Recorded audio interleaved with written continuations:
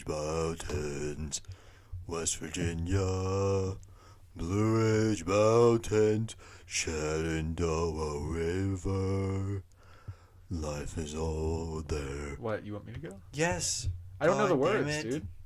What? You don't know the words to what? Or Take Me Home, Country Roads? I know the chorus. Oh my god. I'm sorry to disappoint, If dude. you're fucking right, you are disappointing. Thanks. Welcome to Grandma's Room, I guess. Yeah. What episode is this? 87. 87. Today? I'm Joffrey, and I'm here with Benjamin. And today we are talking about Operation Unthinkable and fucking Phil Schneider and Dumbs. Phil Schneider. Schneider. I'm just saying, remember last time we talked about Dave Paulides? We called him Dave Paulides on accident, and we got a comment on YouTube. It was like, say his fucking name right. That was our first ever comment on our YouTube channel. No, that wasn't. What was it? No, the first one was these guys suck. Consider a new job. Oh yeah, and then it literally said say his fucking name right. His fucking name right. Got him. Yep. I looked at the camera, but it wasn't there. Yeah, we don't have video again today, guys. We're inconsistent. Yeah. And I'm starting to think that is our brand. Yeah. Inconsistency. Not a good brand. I'm looking into getting like an actual nice camera to record stuff with. Mm. And then if we end up making more videos, we can do higher quality stuff like that. Mm. All right, you want Let's to make a GoFundMe. Good idea. Yeah. What podcast hasn't done that? I mean, I don't know how many people are going to see our GoFundMe. We'll probably get $0. No. We'll just call it Washington Redskins. Yeah. And then we'll get a bunch of money. Mm-hmm. It's a South Park joke for you uncultured pigs. All right, you want to get into it? Yeah. We're talking about historical and weird stuff. Is Operation Unthinkable like an actual Yeah. like government operation? Mm-hmm. Ooh. What's that about? Do you want to hear about it? Yeah, you want to go first? Sure.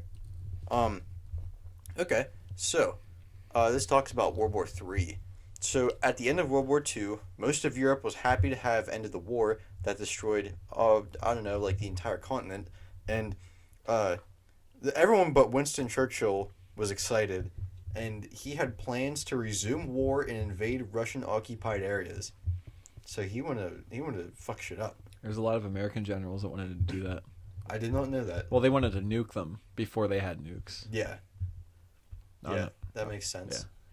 Yeah. Even though the Russians were allies with the British during the war, they weren't very close with one another, like how they were with like every Western country. Churchill was extremely against communism, and he was very open about it, and he didn't want to see half the continent taken over by the Russians, and Churchill specifically wanted Poland under his umbrella because England had entered the war because of Hitler invading Poland, so he saw it as a spit in the face that Russia got Poland instead of the British. Which I can understand where he's coming from.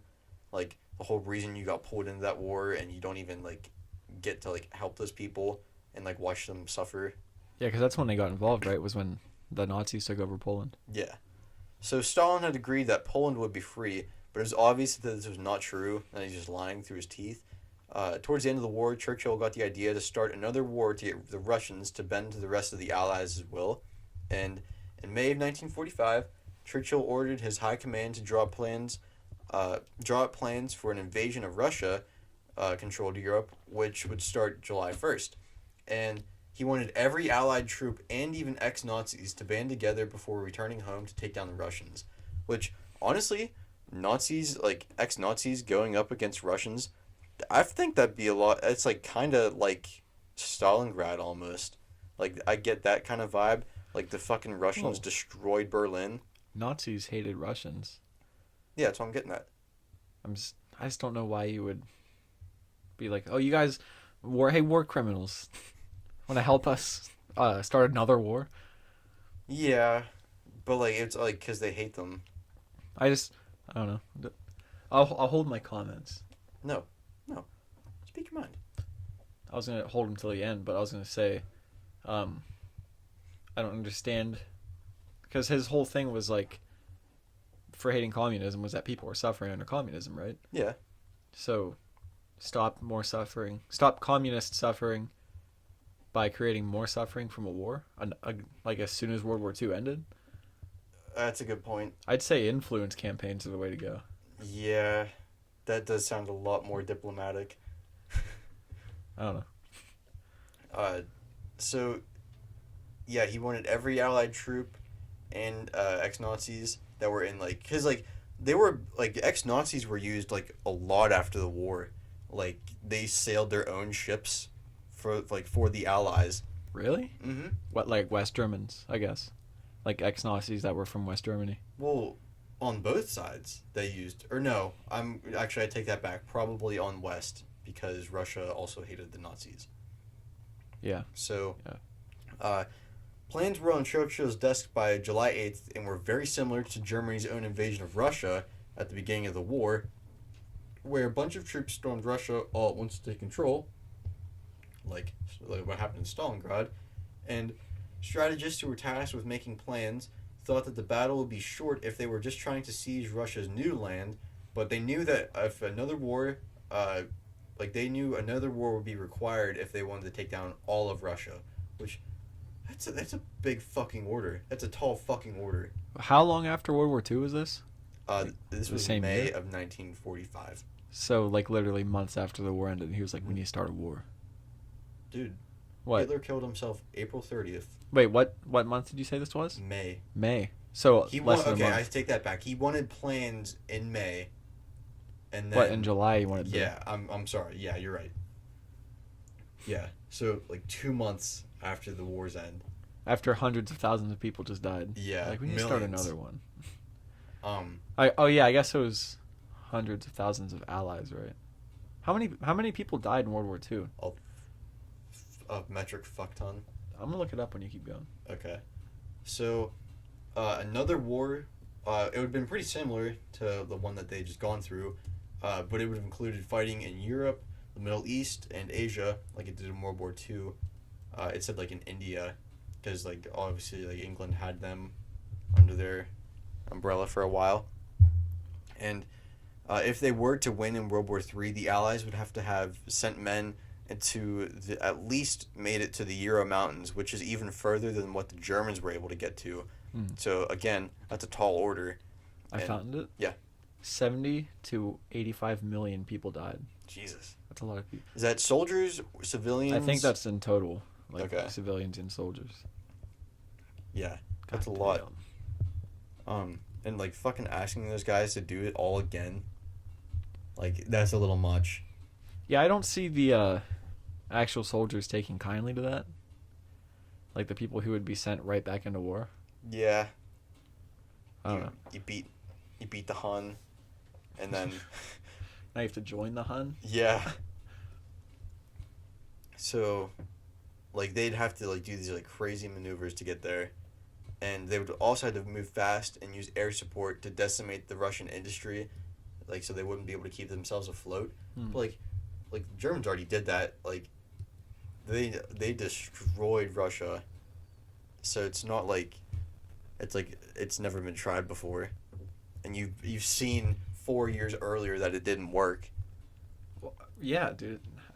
Doesn't, like, invading Russia never work for anybody? Didn't Napoleon try that too, and he got fucked up? Napoleon, Hitler, and there was one other person. Genghis Khan? No. But yeah, like, it was, like, totally oh, maybe it was the Japanese. Did they try invading Russia? I know they were in a war. Yeah. The Russo... Japanese war. Was it Russo-Japanese? Mm-hmm. Oh. But I don't remember who the last guy is. But anyway, like, yeah, it's never worked. So, like, why would you even try it? So, okay, guys, the war ended.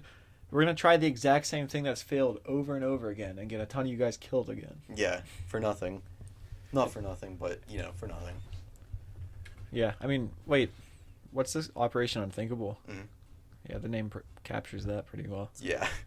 So, even though Russian troops couldn't reach England, they had missiles thanks to the Nazis they captured, which were capable of being launched from their new territory and hitting England. And even though England and the U.S. did have a very strong navy, obviously their ships are useless in Russia, and both countries had the England and the U.S. They had very strong air superiority over Russia, but they knew if the war was long and drawn out, that they'd lose aircraft over time. Yes. That thing's like thumping a lot. Oh, like fuck! I'm sorry. Okay. Yeah, so they had like a lot better of a, not air force, but like I guess what would technically be the army back then over Russia, and the main issue with invading Russia was the sheer number of troops that Russia had to just throw at the rest of the Allies. By the end of the war, Russia had 264 divisions, while the planes that were drawn up only used about 150, which is like half of what the Russians had. So they'd have to be way better at fighting. Yeah, a lot better. And this includes Nazis. I just find that weird to believe. Not to believe, but to think that he proposed that. To fight with the actual Nazis that just lost the war. Well, dude, like, fucking Nazis got us in the moon. I know. I find that weird, too. I'm not saying... Yeah. I don't know. But, like... A lot of weird shit happened right after World War II. Yeah. But, like, the war was over for England, but we were still in the war for, like, another 2 months. So, obviously, we needed people in the Pacific. That went for 3 months after Germany's defeat. So, like, more men would die over there, too. So, it's not even like, okay, you guys tidy up Japan and we'll get started. Because, like, you're going to come back with way less troops than you went over with. And the U.S. wasn't keen on taking the Russians because they knew soldiers would not be up for the task, like when they thought the war was over. And the plan fell apart entirely a month later because Churchill was voted out of office and replaced by Clement Attlee, who shut down Churchill's idea. It's still thumping around a lot. What? I don't know what the fuck I'm doing. All I hear is like... Okay. Yeah, so, like... Clement Attlee comes in and he's like, oh, this is fucking stupid. We're not doing this. Mm. So he shuts it down, and it was like hidden away until 1998 when like they were declassified by the English government, and like not even Truman knew about it. So like this was like top secret. They weren't even floating this idea with the United States. No. Huh. Yeah. Wait, so like. Did that plane get shot down immediately, like, by the people who he proposed it to? Or were they on board with it? No, they were on board with it. Clement, the new prime minister, was the one who shut it down. Okay. No, they were fucking serious about this. There's a lot of, like, war hawks. Yeah. Out there. I don't know. I don't understand it. There's people like that today who are still, like, trying to get us to intervene with the whole Ukraine thing. It's like, yeah. If you do that, it's just... Tons of people are going to die. Fucked. Like, I don't understand it. I just don't get why Truman, Churchill, he was like super anti-Nazi, obviously, because they were against the war. And then like right after the war, he wants Nazis to fight with them. Oh, dude, I was, this is completely off topic. Well, kind of off topic. Let me restart that. There's this podcast. It's called like Real Dictators, and there's like this 13-part series on Hitler and like how he rose to power. And he was about to have a meeting with Churchill, like before the war started, before he was in power. He was supposed to meet with Churchill and talk, like to try to get England on board with them. And I forget who was with Hitler that was supposed to like facilitate the meeting between the two. And then Churchill was waiting for Hitler at like a restaurant or something, like to come meet him. And then he didn't show up and he didn't show up. So like this dude went back to Hitler's apartment. He was just sitting there just like not ready at all, like not showered, not groomed or anything. And he was like, I don't know what I'm going to talk to him about. Like they ended up not meeting. Like I wonder. What a pussy. I wonder what would have changed if they did have that meeting. Oh yeah. If anything. Well, there's a guy who, one sec, I gotta find out the prime minister before Churchill, because he did meet with Hitler a lot. Not a lot, but a few times. Did he like him? Like, were they buddies? I mean, from what I remember, he like had good things to say about him, but that might have been before, or that might have been to just like, not start shit. Okay. Well, I know Hitler was like back and forth on like his extreme policies. Like he would change it up a lot according to the crowd that he was talking to. So I wonder if he like did that with that prime minister. Like his name's Neville Chamberlain. Neville. That's the most British fucking name. English name. Yeah, I know. But like, actually, I don't know if you know this. You know the story about Hitler in World War One, where he almost died. Yeah. Okay. Neville Chamberlain was at his house, and there's a picture or painting that he did, and he was at Hitler's house. Yeah, and he told Neville Chamberlain the story about it, and I think he told him the guy's name, and I don't know if him and Hitler met, but I know something happened there with Neville Chamberlain and him and Hitler. Wait, in the war? No. The story while he was there, like while he was in Germany. What do you mean? If something happened? Like, something went down where Hitler told Neville Chamberlain. This is in the 30s. Yeah, like I guess not way before. Yeah. When did he invade? 38? 39. Okay. So like he told him about the story. And I'm pretty sure they got the two to meet or something like that. And he was like, oh, like thanks for saving my life, G. Wait, I'm confused. Neville Chamberlain saved. No. I'm There's confused. There's a painting that Hitler did. Yeah. And it has the guy that saved Hitler, that didn't shoot Hitler. Okay. And Hitler told Neville Chamberlain about the guy. Okay. And then Neville Chamberlain went back and did some sneaky work. And I don't know if this is true or not, but I'm pretty sure this is a story I heard. And then something happened after that. I don't know what happened. I'm still confused. I just don't understand the whole. Like, was the guy that didn't shoot Hitler, was he British? Yeah. And then, like, I guess they, like, bonded over that? Is that what you're saying? Like. No, but he was like, this guy, like, saved my life. Yeah. And then you said something happened. Like, okay, let me just look up the story, because this is getting to be a real fuckfest. I don't understand, like, what do you mean, like, then something happened between them, or after he explained the painting? Yeah. Like a bonding moment, or like a thing where they're like, yeah, I don't really like this guy? No. Not Hitler and Neville Chamberlain bonded. The guy who saved Hitler. Does Neville Chamberlain have anything to do with that story? Neville Chamberlain is just the messenger between Hitler and the guy who saved Hitler. I think I'm starting to follow. I'm confused. God. I thought you said Neville Chamberlain was at Hitler's house. Yes. And then they talked about that painting. And then that's where I get lost. I don't understand what you're saying. I think I'm starting to fry my own brain. I don't know. So if you want to get into your story. Okay. Is that all you had on Yeah, that's it. Unthinkable? Okay. Sorry for my smooth brain. So you want to hear about Paul Schneider and the Dumbs? Fuck yeah, dude.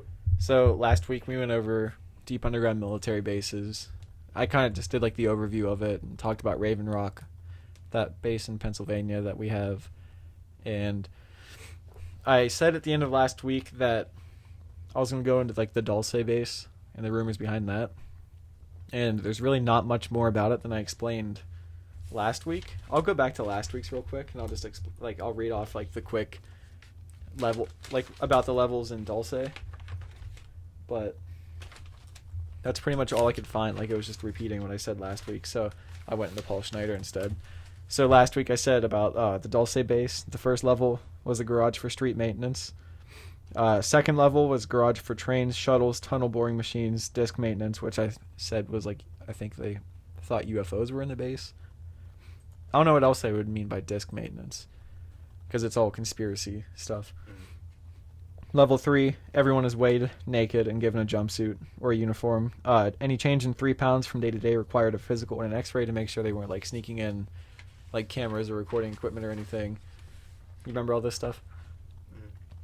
So level 4 was research in paranormal fields, i.e., mental telepathy, mind control, hypnosis, remote viewing, astral traveling. Apparently, the technology is here to allow them to know how to manipulate the bioplasmic body development of a laser weapon that can remotely cause burns and discomfort on its targets. They can lower your heartbeat with deep sleep delta waves, induce static shock, then reprogram via a brain computer link. All crazy shit. Yeah. Level 5 is severe security, armed guards. They have weight sensitive areas. So like if you were to step on the floor, like an alarm would go off. They have handprint and eye print stations. That's when I said like handprint isn't that technologically advanced because of my old job. It was literally like from dishwashers to maintenance and everything. You just scan your hand and then you're punched in.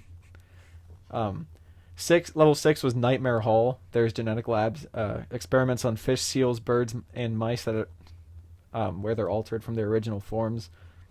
They create like human animal hybrids apparently. And then level 7 was cryogenic storage and an underground shuttle to Los Alamos. So that's all I had for Dulce. So I'll go into Paul Schneider. Paul Schneider was a geologist and an engineer, and he wasn't known by the public until 1995 when he gave a talk at the Preparedness Expo. His topic was... Can you get your phone out from under that mic? It's going nuts. Thank you. Yeah, so his topic was the New World Order and aliens working together with the United States government. This dude sounds batshit crazy. You'll understand how crazy it gets in just a second when I get into it. So, during this talk at the Preparedness Expo, he revealed that for 17 years he worked on black projects for the U.S. He helped make deep underground military bases that housed alien equipment and alien technology. He also claimed that the United States government had been aware of the existence of aliens since 1909, and they have done everything they can to hide this from the public. Then he said each year the government allocates $500 billion to use on projects with aliens, and 28% of the U.S. gross national product is spent on building these bases. So, this article, which was on planettoday.com, it conveniently lists 8 key messages from Schneider's speech in 1995, and I'll go into those 8 key points. The first point was, by 1995, we had 131 underground bases in the U.S. and 1,477 worldwide. Each base is $17 to $19 billion to build, and they were built by melting rock with lasers. That's how they clear out the rock to like build the bases. They each house thousands of soldiers and personnel. His second point was magnetic levitation trains connect all these bases in the United States. Underground magnetic levitation trains. His third point, Area 51 is a group of 9 DUMBs that have... And if you didn't listen to last week, DUMBs is the acronym for Deep Underground Military Bases. So Area 51 is a group of 9 DUMBs that have over 18,000 workers who are kept completely secret and cut off from the outside world. Like, nobody knows they exist. They don't have, like, social security numbers or anything. They're purely living underground for their life. Oh, man. Point 4. In 1954, the United States government made an agreement with the aliens to let them do experiments on humans and animals, and in exchange, the government would be given alien technology. This was the Treaty of Grenada, which was a well-known event. And I guess they said it was like a cover for the actual treaty between the aliens or whatever. I didn't look into what the Treaty of Grenada was. Oh, man, where was I? Okay. It said a small number of people could be abducted, but had to be, like each year, but they had to be returned to their original place and have their memories wiped so that they didn't remember the experience. They also had to provide a list of abductees, but it was soon found out that more people than agreed had been abducted, and the aliens just weren't putting them on the list. This all sounds super believable, right? What? The Treaty of Grenada is from 1491. Then I don't know what the fuck he was talking Okay, so point 5. There are 11 different types of aliens on Earth. 2 of them are good, and 9 of them are like hostile to humans. Point 6. The New World Order and the alien objectives are the same thing. The objective is by 2029, the aliens would completely take over Earth, create a one world government, and 5/6 to 7/8 of the Earth's population would be killed. That's billions of people. So, point 7. At least 7 races of aliens view humans as a food source. They use a mixture of human/animal gland excretions to make a vitamin mix to put in their food. Some can get high from human adrenaline. That's where the whole adrenochrome thing comes in, where like, it's another conspiracy where like they kidnap people, scare the shit out of them, so they like get adrenaline pumping, they extract that and like use it as a drug. That's kind of whack. It's really stupid. Point 8. 16 days before his talk at the Preparedness Expo, he was attacked by an FBI agent. Schneider was wounded in the shoulder by the agent, and he shot and killed him.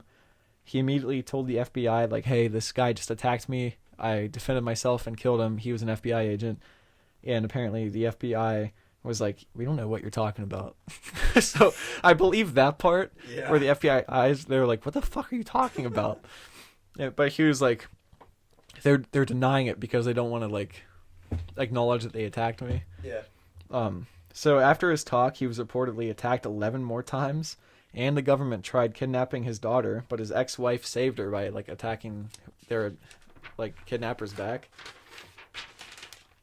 So, less than 6 months after Schneider gave this talk, on January 17th, 1996, he was found dead in his apartment with piano string wrapped around his neck in what rumors called a military-style execution. His body was also apparently in such a state that pointed to him being like brutally tortured before he was killed. The death was ruled a suicide, but before his death, Schneider made it known that he knew this info would piss a lot of people off, and he told his family and friends that if he would ever be found dead by suicide, that it wouldn't be actually suicide and that he'd been murdered by the government. He had also said he got into a fight with the aliens in one of the bases. He said, quote, my job was to get into the holes and check the rock samples, recommending the explosive for each type of rock. So that contradicts the whole rock melting thing right there.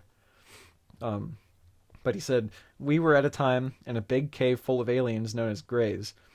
I shot 2 of them. We were about 30 people, and suddenly there was about 40 aliens who were all killed. I then saw a whole underground base full of aliens. Later I learned that they had all been living on this planet for a long time. This explains a lot about the theory of the ancient astronauts. Like, he said this explained like ancient alien theory, where like they said like aliens came down and like seeded the human race on Earth. Oh.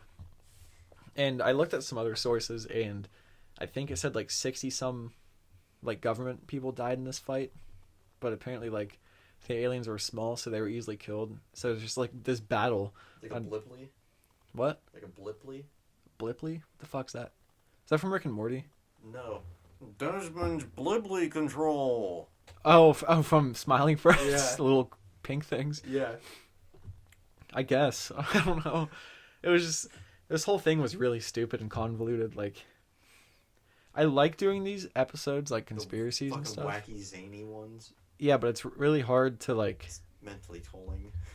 Not just that, but like, there's so many different theories within the theory and like contradicting facts. Like, it's hard to put all the info together to be coherent. Yeah. And it makes... I don't want to say that's the only reason it makes me sound stupid when I explain this stuff, but like I feel I like to blame that for it. Yeah. But like, I don't know.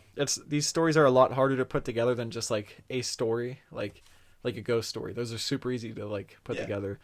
But when you're pulling from like a million different like fringe resources, it's like hard to get a coherent story together. Yeah. That's why it sounds like I'm rambling half the time on these episodes. I'm sorry to interrupt. That's all I had on Phil Schneider. Oh, okay. My story came from Simple History. Oh, okay.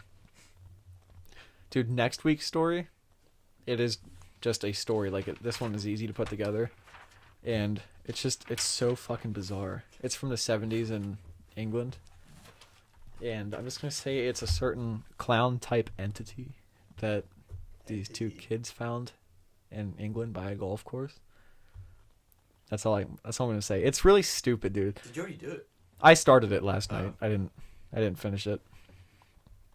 Yeah, but there's a clown named Sam. Sam Squanch? No, just Sam.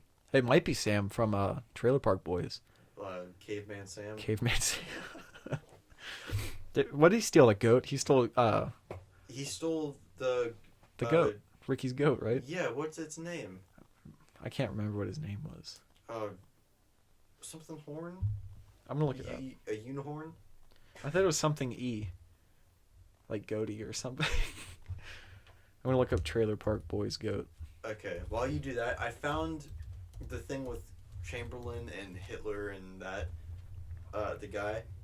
So the guy's name was Henry Tandy, and people even debate if he was the one who spared Hitler, because it says that like the times they were there at the supposed place doesn't add up. But I mean, it could have very easily been another soldier who just didn't like kill Hitler. So this is during Chamberlain's visit to Germany. He's in the Berghof. So this is from the BBC directly quoting. He apparently seized on the fact that along with many of his fellow soldiers, Private Dandy had tempered justice with mercy, refusing to kill unarmed, injured men in cold blood. The leader of the Third Reich claimed he was one of those spared.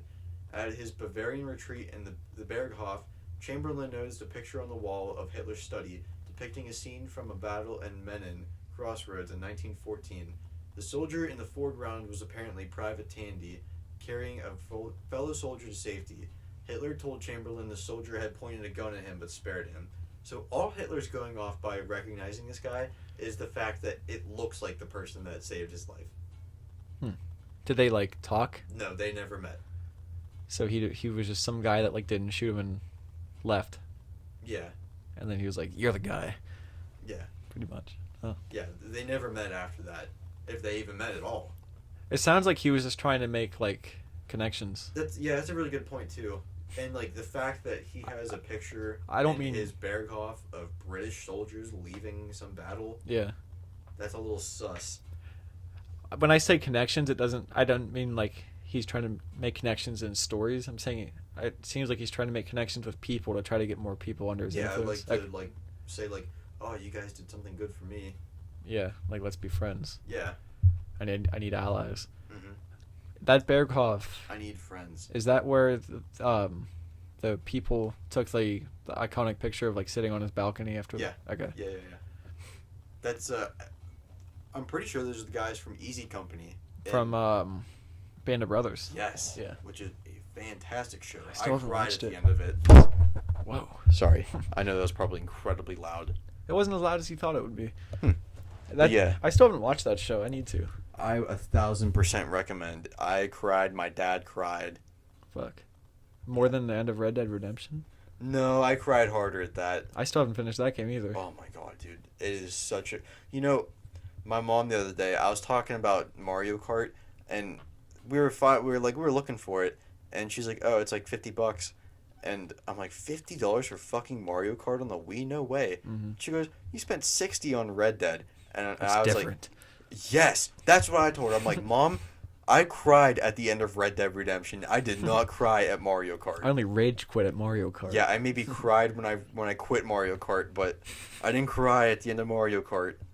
Yeah, like Red Dead's an actual like involved story. Yes, it is such a good game. If you have not played it the whole way through, I strongly encourage you to. The only time I've barely played story at all. I've only ever really played online with you guys. Dude, story's where it's at. Story's so much better than online. I need to. I just like dedicate like a week. I just don't know. Just to fucking grind. That's just a lot of time. And like even if you just make it to the epilogue, that's far enough. Well, I mean, but by the time I'm done doing like research for this and everything, yeah, I'm just like I want to sit down and watch TV. And I'm not saying that this is hard work. Yeah, it's yeah. not. Like an hour or two. Yeah, I usually spend like 3 or 4. Well, I guess you have to edit and all that kind of shit too. That doesn't take much time at all. I mean, with research and stuff. I don't know. It's been a lot less lately. I've just been more like busy outside of the podcast. That and I've been having to go to work a lot on weekends and stuff, and it just eats time. That's over though. It is. Yeah, I'm done having to go in for a while on weekends. Nice. So we can actually get back to our actual recording schedule. Tits. So yeah. Yeah. This one seemed kind of short. Yeah, it did. Like, I'm willing to say it's about 40 minutes. Yeah, it seemed right about there. I forgot to bring this up on another episode. That James Webb telescope that we talked about, like the one where they're going to see almost into the beginning of the universe. Mm-hmm. I think it sent its first picture back. Really? Like, it's not like a perfect picture because it was just like pictures like coordinating and everything, like trying to get the thing to like full functionality. Just to get it to work. Yeah, but I think that it's still the farthest we've ever seen into the universe. First images. I want to look it up. I haven't even looked at the pictures yet. Well, it shows this really bright star, like right in the middle of it. It looks like one of those pictures you do in like first grade art class, where it's just like all the dots that you color in with. Yeah.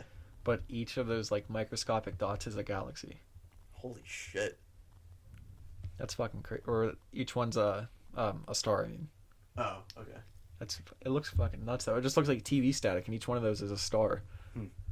I'm excited to see like when it gets to full function. Like clear. Yeah, that should be in a couple months, because it was supposed to be like 6 or so months of like calibrating and everything, and then it's gonna start doing its real work.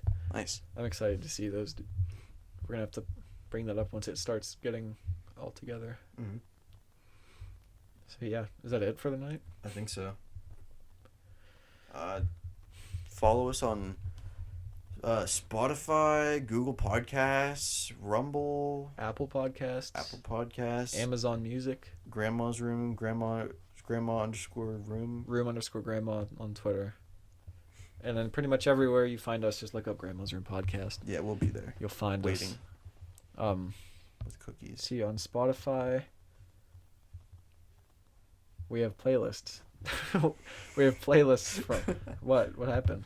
Oh, nothing. Okay, let me find the playlist real quick. I'll rattle them off. I got it. Grandma's Saloon, old western outlaw country.